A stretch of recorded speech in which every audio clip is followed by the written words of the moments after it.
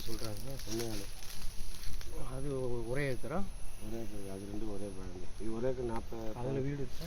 இடத்துல வீடு இல்லை, பெரிய வீடு தான். நாங்கள் மேலே போயிட்டு அது ஒன்றே ஆளாம்டா.